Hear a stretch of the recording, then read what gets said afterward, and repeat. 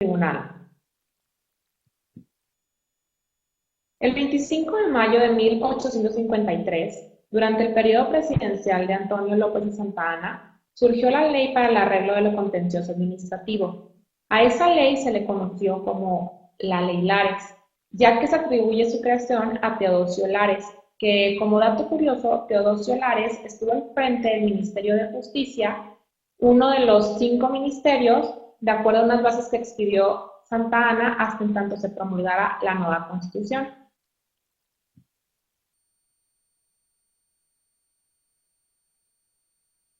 Bueno, a través de dicha ley se facultó a los ministros de Estado, el Consejo y los gobernadores de los estados y distrito y jefes políticos de los territorios para conocer de las cuestiones administrativas.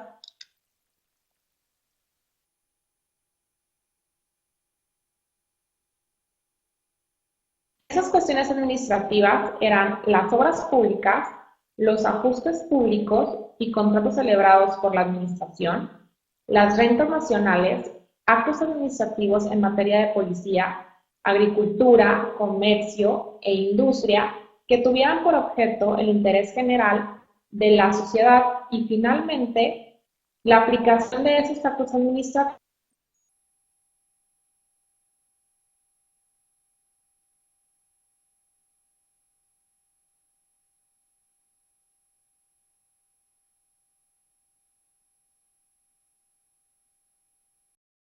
en un mes se iniciaba la fase contenciosa. Esa fase la conocía el Consejo de Estado, ya que se emitía la sentencia correspondiente si alguna de las partes estaba inconforme y podía apelar ante el Consejo de Ministros y ellos resolvían en definitiva. O sea, el inconforme se podía ir a una tercera y final instancia que era ante el Consejo de Ministros.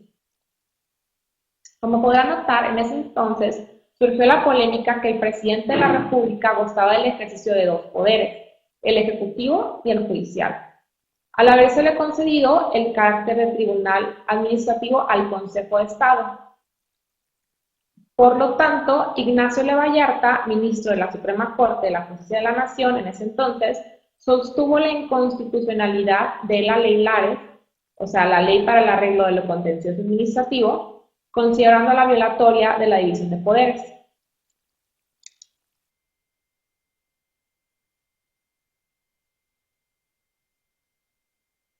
Luego, de acuerdo al artículo 97 de la Constitución de 1857, se le otorgó la facultad a los tribunales federales para conocer de las controversias en las que la federación fuera parte y las que aludían sobre las leyes federales.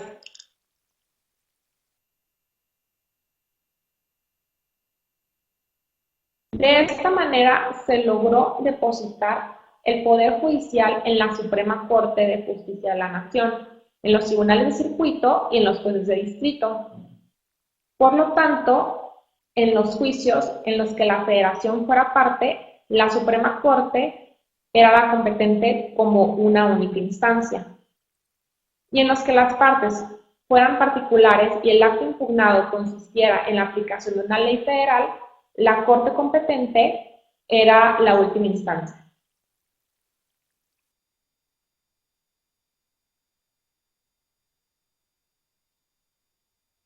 Bueno, otro antecedente que tenemos del contencioso administrativo es el juicio de oposición.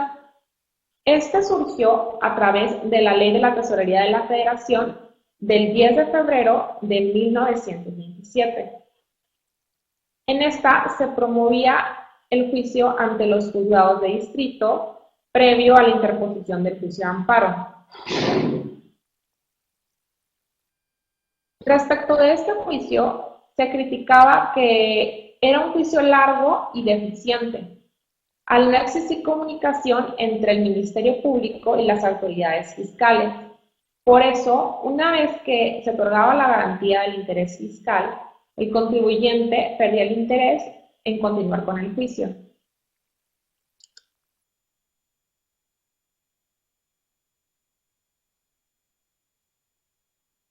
Luego, en 1936 se promulgó la Ley de Justicia Fiscal, que entró en vigor el 1 de enero de 1937, mediante la cual surgió el Tribunal Fiscal de la Federación.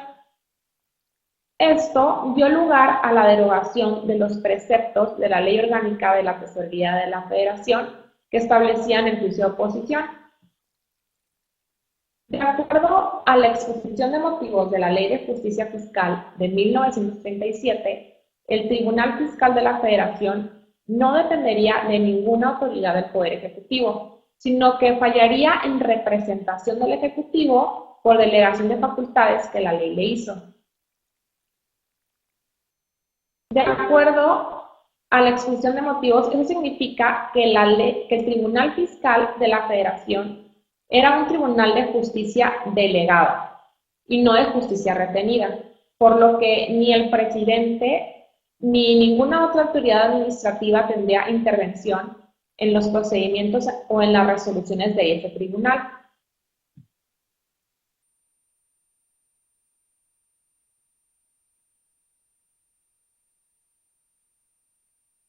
Ahora, el 31 de diciembre de 1938 terminó la vigencia de la Ley de Justicia Fiscal y el 1 de enero de 1939 entró en vigor el Código Fiscal de la Federación, el cual incluía el contenido de la Ley de Justicia Fiscal.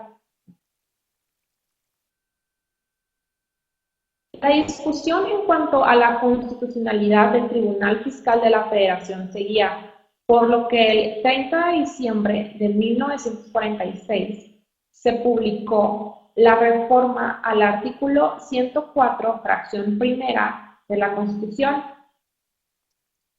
que quedó así: corresponde a los tribunales de la Federación conocer, fracción primera, de todas las controversias de orden civil o criminal que se susciten sobre el cumplimiento y aplicación de las leyes federales o con motivo de los tratados celebrados con las potencias extranjeras, cuando dichas controversias solo afecten intereses particulares, podrán conocer también de ellas a elección del actor los jueces y los tribunales locales del orden común de los estados, del Distrito Federal y territorios. Las sentencias de primera instancia serán apelables ante el superior inmediato del juez que conozca el asunto en primer grado. En los juicios en que la Federación esté interesada, las leyes podrán establecer recursos ante la Suprema Corte de Justicia contra las sentencias de segunda instancia o contra las de tribunales administrativos creados por la ley federal, siempre que dichos tribunales estén dotados de plena autonomía para dictar sus fallos. Bueno, de acuerdo a Emilio Margain, esa reforma tuvo como consecuencia que se otorgara a favor de las autoridades fiscales el recurso de revisión fiscal en contra de las sentencias del Tribunal Fiscal de la Federación, cuando se tratara de un crédito determinado mayor a 20,000 pesos o sobre créditos indeterminados.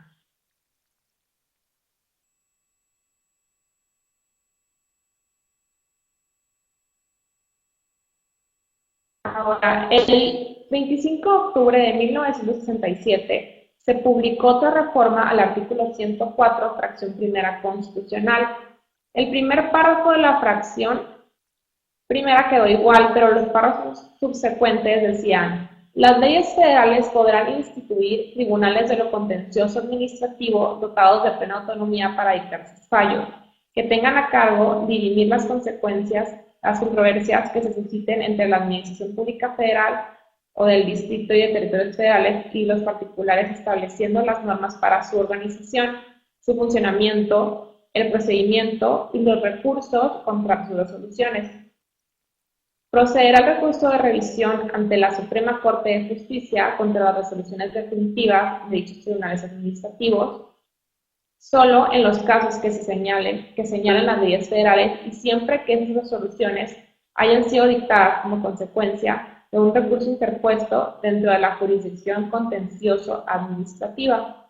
La revisión se sujetará a los trámites que la ley reglamentaria de los artículos 103 y 107 de esta Constitución fije para la revisión en amparo indirecto, y la resolución que en ella dicte la Suprema Corte de Justicia quedará sujeta a las normas que regulan la ejecutoriedad y cumplimiento de las sentencias de amparo.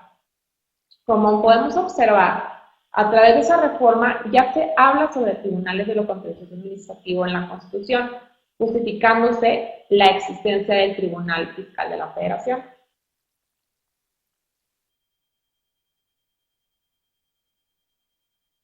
Bueno, en enero de 1977 se publicó el nuevo Código Fiscal de la Federación. Ese nuevo código consistió en una reestructuración del código anterior. Se agruparon los artículos en términos del código anterior, corrigiéndose errores de técnica legislativa y se subsanaron algunas lagunas. También se eliminaron las normas que hacían referencia a la organización del Tribunal Fiscal de la Federación y se pusieron todas en la Ley Orgánica del Tribunal Fiscal de la Federación. Luego, el 31 de diciembre de 1981, se publicó a través del Diario Oficial de la Federación otro Código Fiscal de la Federación, el cual debió de entrar en vigor en septiembre de 1982, pero en razón a problemas económicos que sufría el país, a través de un artículo transitorio se estableció que dicho código entraría en vigor al año siguiente, con la excepción del título sexto del procedimiento contencioso, el cual entraría en vigor hasta abril de ese mismo año.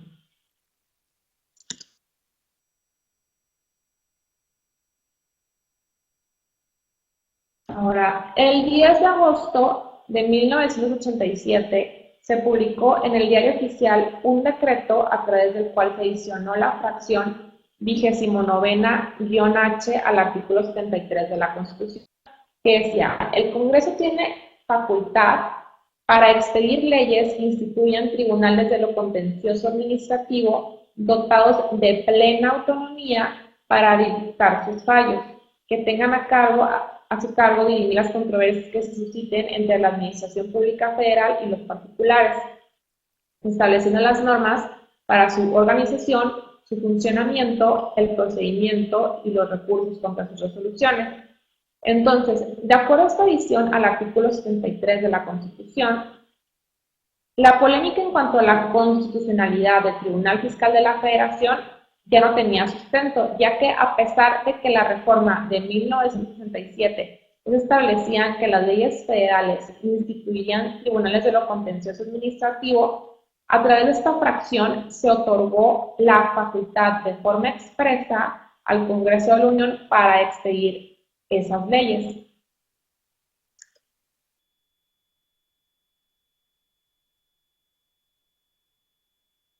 Bueno, a partir del decreto por el que se reforman diversas disposiciones fiscales, publicado el 31 de diciembre de 2000 en el Diario Oficial de la Federación, se reformó la Ley Orgánica del Tribunal Fiscal de la Federación y el Código Fiscal de la Federación. Por medio de esta reforma se cambió el nombre de Tribunal Fiscal de la Federación al Tribunal Federal de Justicia Fiscal y Administrativa. Asimismo, se le dio competencia a ese tribunal para que, además de conocer juicios en contra de resoluciones que concluyeran el recurso de revisión establecido en la Ley Federal de Procedimiento Administrativo, también resolverían de las controversias que versaren de actos dictados por autoridades administrativas que pusieran fin a un procedimiento administrativo, instancia o que resolvieran un expediente de acuerdo a esa ley. También se le añadió competencia para conocer respecto de resoluciones negativas fictas que hubieran sido configuradas en la materia de competencia de ese tribunal. Asimismo, se facultó a la Sala Superior para que determinara la jurisdicción territorial de las salas regionales y se le agregó en cuanto a la competencia territorial de las salas regionales que podrían conocer de asuntos de acuerdo a la sede de la autoridad demandada. Por eso ahora tenemos salas regionales, por ejemplo, en Culiacán, en Jalisco, en diversos estados. Por otra parte, dice Lucero Espinosa que a través de esa reforma al Código Fiscal de la Federación se cambió el nombre de procedimiento contencioso administrativo a juicio contencioso administrativo. Luego, en el año 2006, entró en vigor la Ley Federal de Procedimiento Contencioso Administrativo, lo que tuvo como consecuencia inmediata la derogación del título sexto del Código Fiscal de la Federación. Esta ley tenía como finalidad consolidar la actuación del Tribunal Federal de Justicia Fiscal y Administrativa, dotándole de los instrumentos procedimentales que requiere para cumplir eficazmente con sus atribuciones de impartición de justicia administrativa y para que pudiera brindar seguridad jurídica a los ciudadanos. Es decir, hasta este punto, todo lo concerniente al juicio contencioso administrativo se concentró en una ley específica para el efecto. Asimismo, Dionisio Caiz señala que el juicio ante el Tribunal Federal de Justicia Fiscal y Administrativa es un juicio de estricto derecho, ya que, de acuerdo al artículo 50 de la Ley Federal de Procedimiento Contencioso Administrativo, ese juicio deberá encontrarse fundado en derecho y se deberán estudiar todas las pretensiones planteadas por las partes durante el procedimiento.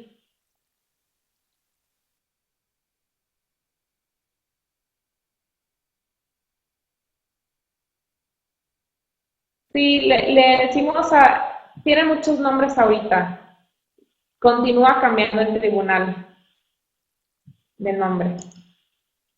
Bueno, el 27 de mayo de 2015 se publicó a través del Diario Oficial de la Federación el decreto por el que se reforman, adicionan y derogan diversas disposiciones de la Constitución Política de los Estados Unidos Mexicanos en materia de combate a la corrupción. No sé si habrán escuchado, mediante el cual se reformó el contenido del artículo 73, fracción 29-H de la Constitución. En esta reforma se determinó cambiar el nombre del Tribunal Federal de Justicia Fiscal y Administrativa a Tribunal Federal de Justicia Administrativa.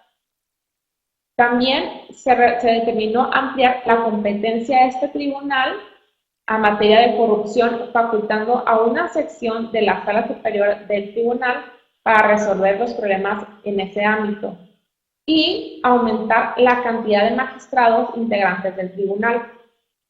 Respecto de esta reforma, el segundo transitorio de ese decreto se otorgó al Congreso de la Unión el plazo de 1 año contado a partir de su entrada en vigor, o sea, el 28 de mayo de 2016, para aprobar las reformas que hubieran derivado del artículo 73 que les acabo de mencionar.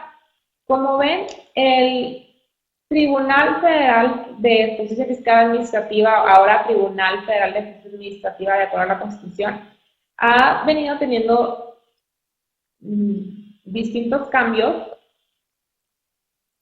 y ha aumentado su competencia, su constitucionalidad.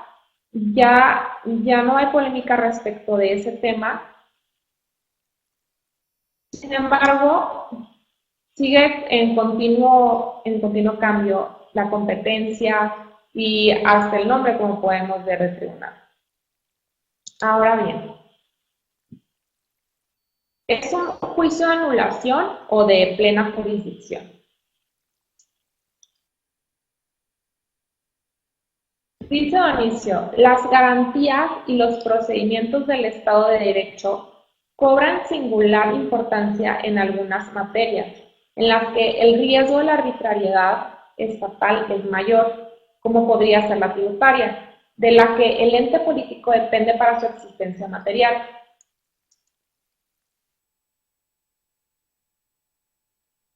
Efectivamente, considero que en materia tributaria, al actuar la autoridad con imperio, la relación jurídico-tributaria, existe un mayor riesgo de arbitrariedad de actuación por la autoridad, ya que como las partes en esa relación no actúan en igualdad de circunstancias, quien tiene más poder es la autoridad. Sin embargo, en la Constitución tenemos que el artículo 17 dice Ninguna persona podrá hacerse justicia por sí misma, ni ejercer violencia para reclamar su derecho. Toda persona tiene derecho a que se le administre justicia por tribunales que estarán expeditos para impartirla en los plazos y términos que fijen las leyes, emitiendo sus resoluciones de manera pronta, completa e imparcial. Su servicio será gratuito, quedando en consecuencia prohibidas las costas judiciales.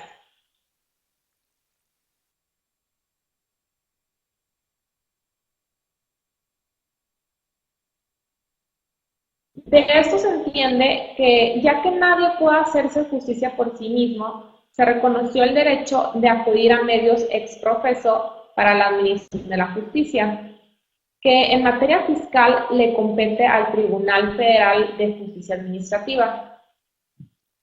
Este tribunal, tal como les he explicado, ha evolucionado bastante con el paso del tiempo.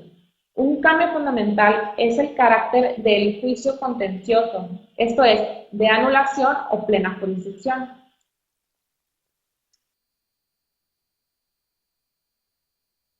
Pero bueno, ¿cuál es el juicio de anulación y cuál es el juicio de plena jurisdicción? Bueno, de acuerdo a la Enciclopedia Jurídico Meva, juicio es, como primera acepción, estructura lógica de pensamiento con pretensión de verdad acerca de la equiparación de la norma jurídica con un juicio lógico. En segunda acepción, en sentido jurídico, el vocablo puede aludir a la operación mental previa de realizar el juzgador para emitir sentencia en un proceso, y B, al proceso mismo. Para este caso, nos interesa la segunda acepción, que alude al sentido jurídico del proceso mismo.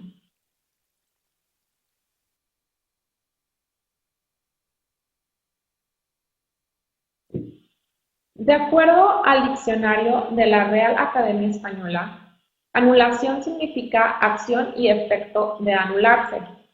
También señala que nulo se define como falta de valor y fuerza para obligar o tener efecto por ser contrario a las leyes o por carecer de las solemnidades que se requieren en la sustancia o en el mundo.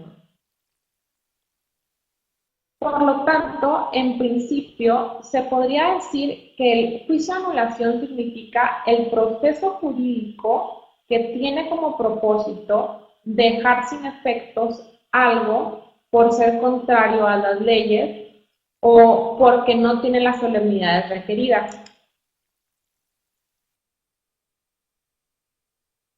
Respecto de las características de este juicio de anulación, diversos doctrinistas opinan que, por ejemplo, Lucero Espinosa indica que el juicio de anulación tiene como propósito el mantenimiento de la legalidad en la actuación de la administración, que es un procedimiento simple en el cual la autoridad no es parte demandada, por lo que no se encuentra facultada para emitir contestación de demanda, sino que debe rendir un informe a solicitud del tribunal. O sea, no interpone defensa, solo se limita a informar.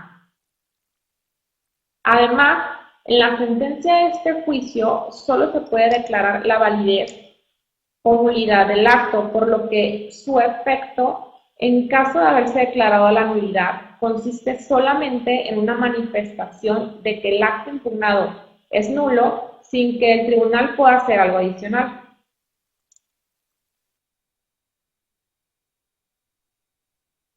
Pero, ¿qué implica que una sentencia sea declarativa?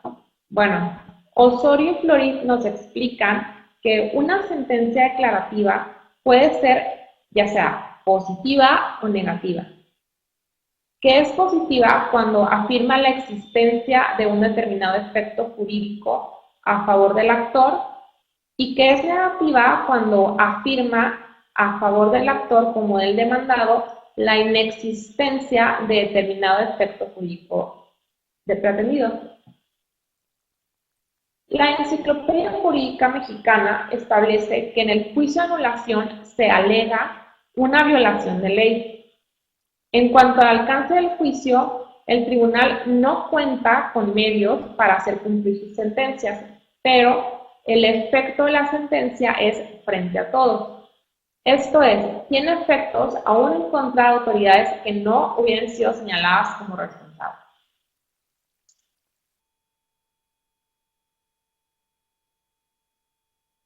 Ahora, por lo que ve al juicio de plena jurisdicción, el diccionario de la Real Academia Española establece que pleno significa completo, lleno, y jurisdicción como poder que tienen los jueces y tribunales para juzgar y hacer ejecutar lo juzgado. Por lo tanto, un juicio de plena jurisdicción hace alusión a un proceso jurídico en el cual los juzgadores tienen un poder completo para juzgar y obligar la ejecución de lo juzgado. Ahora, en cuanto a este juicio respecto de sus características, diversos doctrinistas opinan lo siguiente. Bueno, Spinoza señala que el juicio de plena jurisdicción tiene como objetivo el reconocimiento o reparación de un derecho subjetivo que en virtud de un acto administrativo se encuentre vulnerado.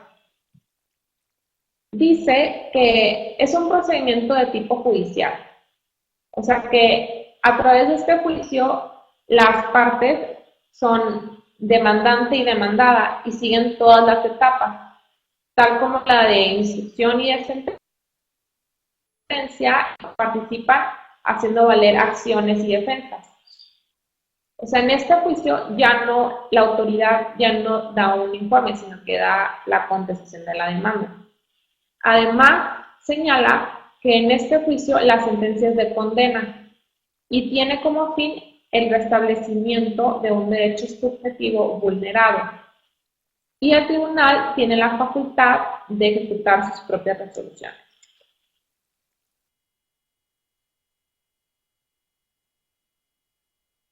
Bueno, en cuanto a una sentencia de condena, la Enciclopedia Jurídica Uneva señala que son aquellas que, luego de declarar que existe un derecho, imponen el cumplimiento a una prestación positiva de dar, hacer o negativa de no hacer. Es decir, te reconocen que tienes tú un derecho y además, mediante esa sentencia, te establecen, le obligan a la demandada, que es la autoridad, a que haga algo, a que dé algo. Por ejemplo, si te reconocen el derecho a una devolución, que te devuelvan tu dinero, hacer o no hacer. Por ejemplo, en un crédito, no ejecutarte el crédito, no cobrártelo. Asimismo, se señala que ejemplos de esas sentencias las encontramos en las dictadas también como en la responsabilidad civil por hechos ilícitos, pérdida de la propiedad, turbación de la posesión, privación de la herencia, acciones ejecutivas en general, entre otros. Además, Emilio Margán indica que en el juicio de plena jurisdicción se alega una violación a un derecho subjetivo. Respecto del alcance del juicio, el juicio tiene medios para hacer cumplir su sentencia, sin embargo, solo surtirá efectos frente a las partes del juicio. Bueno, en resumen, el juicio de anulación es un procedimiento contencioso a través del cual el afectado alega una violación de ley por un acto administrativo, respecto del cual el tribunal solamente se encuentra facultado para declarar su nulidad o reconocer la validez. Dentro de este juicio, las autoridades no forman parte, por lo que a solicitud del tribunal solo se encargan de informar respecto del acto impugnado, que es la resolución. Y el juicio contencioso de plena jurisdicción consiste en un procedimiento en el que se alega una violación a un derecho subjetivo, por lo que se tiene la finalidad de la reparación o reconocer ese derecho. Lo que trae como consecuencia que la sentencia que se emite en este juicio es de condena. Como les decía, de dar, hacer o no hacer. Sobre el procedimiento, existe la parte demandante y la demandada que hacen valer acciones y defensas durante el mismo, el proceso. Y después de emitida la sentencia, el tribunal tiene facultades para ejecutar. Por consiguiente, los juicios de anulación y de plena jurisdicción difieren en diversos puntos, por lo que para poder identificar cada uno es necesario tomar en cuenta su objetivo, procedimiento, sentencia y los efectos o alcance del juicio. Como les decía, en el contencioso de anulación, el objetivo es mantener la legalidad. Y en el de plena jurisdicción, el objetivo es reconocer o reparar un derecho subjetivo vulnerado. En el de anulación, respecto al procedimiento, la administración no es parte, solo rinde un informe, es un juicio simple. Y en el contencioso de plena jurisdicción, la autoridad es parte y es en el juicio en todas las etapas. Es de tipo judicial. En el contencioso de anulación, la sentencia solo puede declarar la validez o nulidad del acto. Y en el de plena jurisdicción, la sentencia es de condena. Ahora, en el de anulación, los efectos de la sentencia, que ese es el punto más importante, es que en caso de declarar la nulidad, solo anula la resolución sin poder ser ejecutada por el tribunal. Y en el contencioso de plena jurisdicción, el tribunal ejecuta sus resoluciones ya que busca el restablecimiento de un derecho subjetivo.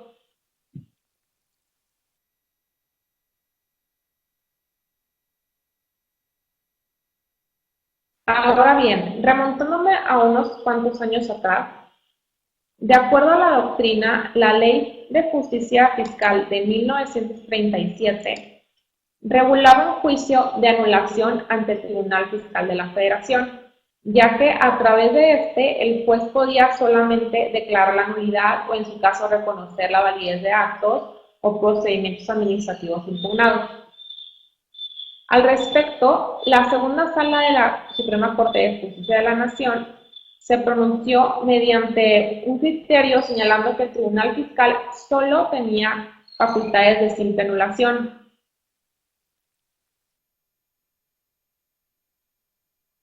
Más no de plena jurisdicción, tal como dice, el Tribunal Fiscal tiene facultades de simple anulación, más no de plena jurisdicción, y el acto impugnado ante él debe juzgarse a través de los fundamentos esgrimidos por las autoridades demandadas, y el actor en un juicio de su naturaleza solo está obligado a combatir esos fundamentos, y no otros diversos, y anunciar y presentar las pruebas que considere oportunas en relación con el consentimiento que tenga de la resolución combatida.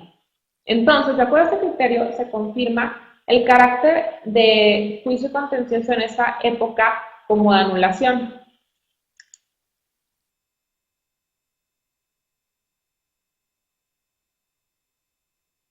Luego de las reformas constitucionales de 1946, 1967 y 1987, según Lucero Espinosa, el juicio ante el Tribunal Fiscal de la Federación en ocasiones era de anulación y en otras era de plena jurisdicción, por lo que lo llamó mixto o ecléctico. Y a partir de aquí comienza la polémica respecto de si el tribunal es de simple anulación o de plena jurisdicción. La doctrina difiere en sus opiniones respecto del carácter del tribunal, sin existir un acuerdo respecto del tipo de facultades que tenía este tribunal en un juicio.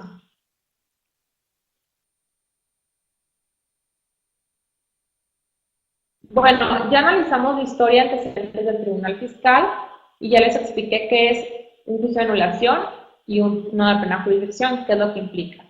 Ahora me remontaré al presente, al Tribunal Federal de Justicia Administrativa. En cuanto a la naturaleza de ese tribunal, tenemos que el artículo 73, fracción 29-H, párrafos primero y segundo de la Constitución establecen lo siguiente.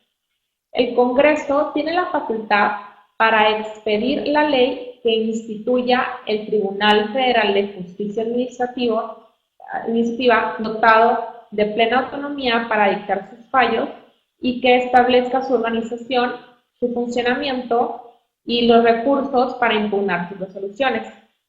Dice, el tribunal tendrá a su cargo dirimir las controversias que se susciten entre la Administración Pública Federal y los particulares. De esto se desprende que el Tribunal Federal de Justicia Administrativa se encuentra encargado de dirimir las controversias entre la Administración Pública Federal y los particulares, nosotros. Entonces, ¿qué es dirimir? De acuerdo al diccionario de la lengua española, dirimir significa deshacer, disolver, desunir ordinariamente algo inmaterial o ajustar, concluir, componer una controversia. Por lo tanto, el procedimiento ante este tribunal implica no solo que la sala regional, la sección o el pleno que corresponda emita una sentencia a través de la cual determine la solución de la controversia, sino que debe componerla. Lo que es lo mismo a que en caso de vulnerarse un derecho subjetivo, este no solo debe ser reconocido, sino que también debe ser reparado, debe componer la situación. Entonces, de acuerdo a lo que les expliqué en atención a la Constitución, el Congreso de la Unión, mediante las leyes que emita, deberá dotar al Tribunal Federal de Justicia Administrativa las facultades suficientes para emitir sentencias y que a su vez las pueda ejecutar, en el sentido de restituir al afectado en su derecho vulnerado, convirtiéndolo en un tribunal de plena jurisdicción. Bueno, ahora, el proceso legislativo de la Ley Federal de Procedimiento Contencioso Administrativo, que es la ley que ahorita regula el proceso ante el Tribunal Federal de Justicia Administrativa, se propuso como objetivo que la plena jurisdicción de ese tribunal, buscando siempre otorgarle seguridad jurídica a los particulares. Bueno, entonces vamos a atender al contenido de esta ley para poder dilucidar si realmente el tribunal tiene plenitud de jurisdicción. Bueno, el artículo 52 de la Ley Federal de Procedimiento Contencioso Administrativo señala lo siguiente. La sentencia definitiva podrá, fracción primera, reconocer la validez de la resolución impugnada. Segunda, declarar la nulidad de la resolución impugnada. Tercera, declarar la nulidad de la resolución impugnada para determinados efectos. Cuarta, siempre que se esté en alguno de los supuestos previstos en las fracciones segunda y tercera del artículo 51 de esta ley, el tribunal declarará la nulidad para el efecto de que se reponga el procedimiento o se emita una nueva resolución. En los demás casos, cuando corresponde a la protección deducida, también podrá indicar los términos conforme a los cuales deberá dictar su resolución la autoridad administrativa. Quinta, declarar la nulidad de la resolución impugnada y además reconocer al actor la existencia de un derecho subjetivo y condenar al cumplimiento de la obligación correlativa. B. Otorgar o restituir al actor en el goce de los derechos afectados. C. Declarar la nulidad del acto o resolución administrativa de carácter general, caso en que cesarán los efectos de los actos de ejecución que afectan al demandante, inclusive el primer acto de aplicación que hubiese impugnado. La declaración de nulidad no tendrá otros efectos para el demandante, salvo lo previsto por las leyes de la materia de que se trate. B. Reconocer la existencia de un derecho subjetivo y condenar al ente público federal al pago de una indemnización por los daños y perjuicios causados por sus servidores públicos. Bueno, me regreso una lámina. Tenemos que la fracción primera dice reconocer la validez de la resolución impugnada. Segunda, declarar nulidad. Tercera, también declarar nulidad. Y la cuarta, también. Las fracciones de la primera a la cuarta hablan sobre reconocer la validez o declarar la nulidad para determinados efectos. Pero aquí nuestra fracción más importante es la fracción quinta, que nos dice que además de declarar nulidad, se podrá reconocer al actor la existencia de un derecho subjetivo y condenar al cumplimiento de una obligación o restituir al actor en el goce de los derechos subjetivos vulnerados. Y también nos sugiere la indemnización por daños y perjuicios, que bueno, esta es en caso de que se dé el supuesto de la causa grave. No siempre aplica esa indemnización. Entonces, de un análisis a este artículo, tenemos que el objetivo del tribunal es declarar la validez, declarar la nulidad de un acto o declarar la nulidad y reconocer un derecho subjetivo otorgando o restituyendo al actor ese derecho, por lo que la sentencia es de condena como declarativa según corresponda.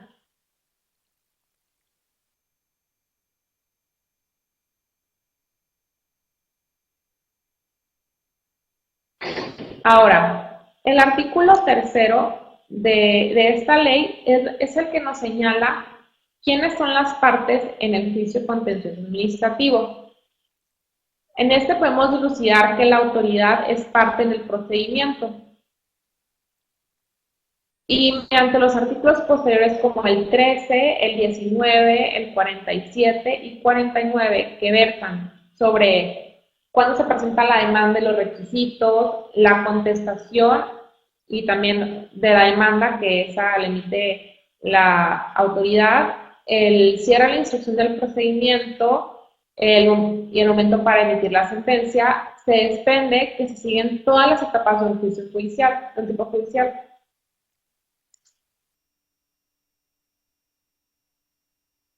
Ahora, del análisis superficial al artículo 58 de la Ley Federal de Procedimiento Contencioso Administrativo, tenemos que el tribunal cuenta con un procedimiento para hacer cumplir su sentencia.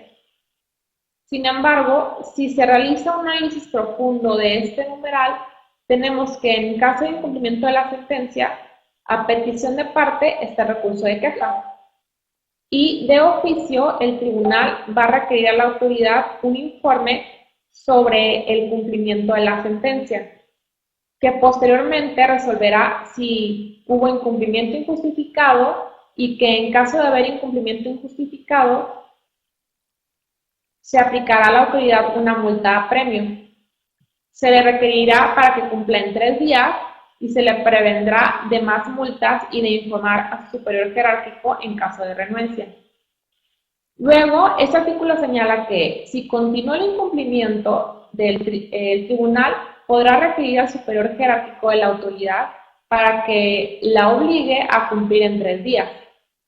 Y si continúa el incumplimiento, se le impondrá una multa al superior jerárquico y el tribunal podrá poner en conocimiento a la Contraloría que corresponda para que ésta determine la responsabilidad del funcionario. Entonces, en caso de incumplimiento, la sanción es multa a esa autoridad, a la autoridad que no da cumplimiento debido, o multa al superior jerárquico de esta autoridad. Luego, informar del incumplimiento a la Contraloría que corresponda para que esa determine la responsabilidad de la autoridad que no ha dado cumplimiento. Bueno, mis conclusiones respecto a este tema son que, como pueden notar, el procedimiento de ejecución es insuficiente para que la autoridad cumpla de forma debida la sentencia, ya que, como les señalo, sí cumple con todos los requisitos, por ejemplo, las partes, la autoridad sí es parte en el juicio y si sigan todo el proceso de tipo judicial. Sin embargo, al momento de ejecutar las sentencias, a pesar de que el tribunal esté facultado para reconocer un derecho subjetivo y condenar al cumplimiento o restitución de este derecho subjetivo vulnerado, en el proceso para ejecutar las sentencias, ese tribunal tiene limitadas facultades para obligar a la autoridad a dar cumplimiento, porque realmente las únicas facultades que tiene es imponer una multa a la autoridad y en su superior jerárquico. Y si no dan cumplimiento, le informan a la Contraloría que corresponda de la autoridad y esa Contraloría es la que va a determinar la responsabilidad de la autoridad, o sea, la autoridad va a determinar su propia responsabilidad, lo cual realmente en la práctica pues vulneran los derechos de los contribuyentes, de legalidad, seguridad jurídica, ya que uno como particular contribuyente que acude al juicio, acudes para que te reconozcan tu derecho y no solo eso, o sea, no quieres una sentencia que simplemente te reconozca que tú tienes un derecho, sino que además te repongan ese derecho, te lo reparen. Entonces, si la autoridad realmente no tiene la obligación, no tiene consecuencias graves para, en caso de incumplimiento de las sentencias del tribunal, no tiene ninguna consecuencia, entonces puede darle incumplimiento a tu sentencia que te reconoce un derecho subjetivo y no pasa nada. Lo que sucede en la práctica es que la autoridad utiliza diversas formas para no dar cumplimiento a las sentencias, más que nada cuando es en casos de devolución. Y aquí lo que hace la autoridad es que utiliza diversos mecanismos como ya sea da un cumplimiento indebido o interpone diversos recursos de revisión en contra de las sentencias. Por lo tanto, el juicio ante el Tribunal Federal de Justicia Administrativa ahora es de aparente plenitud de jurisdicción, pero no propiamente pleno, porque no cumple con todos los requisitos para que se tenga una justicia completa. Bueno, por mi parte es todo. Espero que les haya gustado este tema y pues simplemente les dejo pues el cuestionamiento. ¿Ustedes qué opinan? Si tiene plenitud de jurisdicción o no el tribunal. Esperemos que con el tiempo se doten de mayores facultades para que el tribunal pueda evitar que sucedan estos casos en los que la autoridad omite dar cumplimiento a las sentencias y reconocer y reparar el derecho subjetivo de los contribuyentes afectados. Claro, sin abusar de la autoridad, no del tribunal. Pero bueno, por mi parte es todo. Que tengan muy buen fin de semana. Hasta luego.